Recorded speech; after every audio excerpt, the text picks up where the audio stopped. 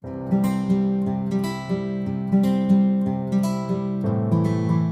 teman-teman semuanya, selamat datang di channel Hidup 100%. Kali ini aku mau ngomongin lagi tentang LOA atau Law of Attraction atau hukum tarik menarik, dimana sebelumnya aku juga udah sempat ngebahas ya bahwa Law of Attraction itu ada 3 model, dan Law of Attraction itu juga hanya sekedar salah satu sunatullah atau hukum alam atau hukum semesta atau hukumnya Allah ya. Jadi apapun yang kamu lakukan, apapun yang kamu pikirkan, apapun yang kamu perbuat itu semuanya ada efeknya gitu, intinya ada dampaknya gitu. Entah itu kamu tujukan untuk berdoa atau itu tidak kamu tujukan untuk berdoa sekalipun, semuanya akan mendapatkan balasannya.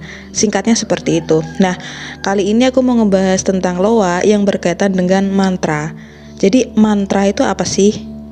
Kalau melihat makna secara luas, mantra itu adalah man yang berarti pikiran dan tra artinya menyeberangkan. Jadi segala sesuatu yang kamu baca itu diniatkan untuk menyeberangkan pikiranmu menuju sesuatu yang lebih suci atau menuju sesuatu yang lebih baik dari sebelumnya. Jadi semisal gini, kamu punya satu mantra, yang mantra itu misalnya istighfar, misalnya sholawat, misalnya kayak kamu bilang I'm rich, I'm happy, I'm enjoy dan lain sebagainya. Itu salah satu mantra juga. Jadi intinya mantra itu adalah sesuatu yang bisa menyeberangkan pikiran kita menuju ke sesuatu yang lebih baik. Jadi mantra itu singkatnya adalah sesuatu yang bisa menyeberangkan, dan penyeberangan itu lewat pikiran. Nah, itu kenapa kita selalu bilang kalau segala sesuatu itu terjadi sesuai dengan apa yang kita sangkakan. Segala sesuatu itu terjadi sesuai dengan prasangka kita atau sesuai dengan pikiran kita. Karena pikiran kita ini punya cara untuk menyeberangkan sesuatu menjadi kenyataan.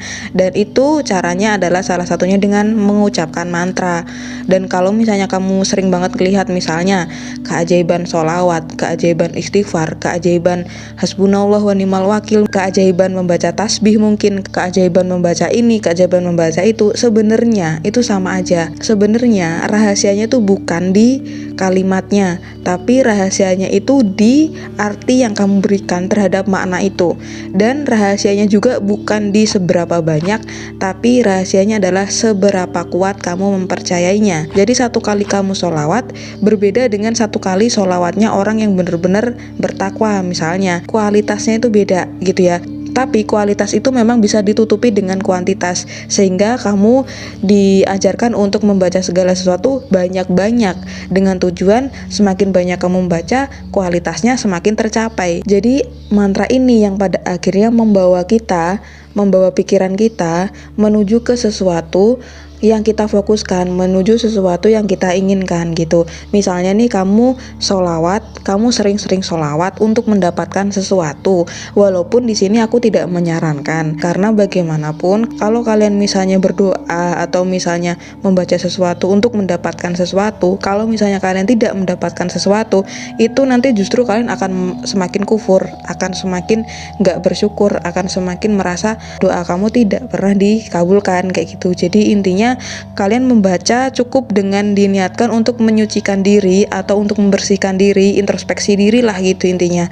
Itu kenapa kalau misalnya kita membaca istighfar, membaca sholawat, yang itu tujuannya memang untuk membersihkan diri, biasanya justru malah rezekinya kita semakin lancar. Nah, mantra ini tujuannya memang membersihkan pikiran itu, menyeberangkan pikiran menuju ke sesuatu yang lebih layak, menuju sesuatu yang lebih suci, lebih tenang gitu intinya. Nah, dengan ketenangan itulah pada akhirnya kita bisa menarik segala sesuatu yang baik-baik gitu. Dan inilah yang namanya hukum tarik menarik.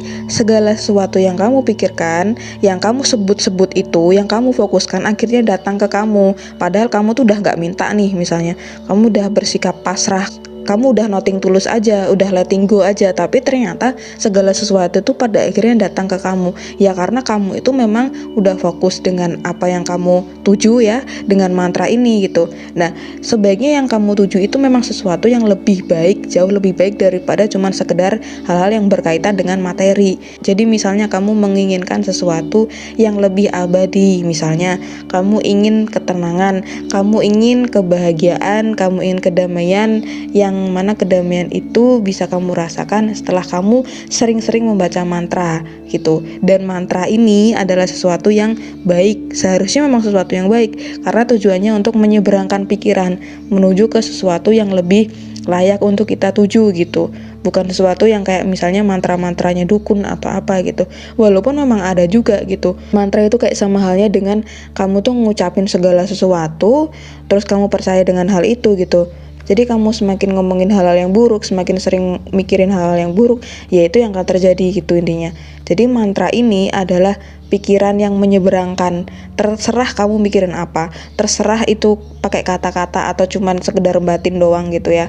Karena banyak orang juga yang bahkan tidak mengucapkan apapun ya, tapi bisa menarik segala sesuatu yang dia inginkan hanya dengan membatin aja, yaitu termasuk dengan mantranya dia gitu. Jadi sebenarnya mantra itu tidak berhenti di kalimat aja sih, tidak berhenti di kata-kata aja, tapi termasuk dengan rasa kita, apa yang kita pikirkan itu yang akhirnya menjelma menjadi sesuatu yang kita sebut dengan hukum alam, hukum law of attraction atau hukum tarik menarik kayak gitu ya.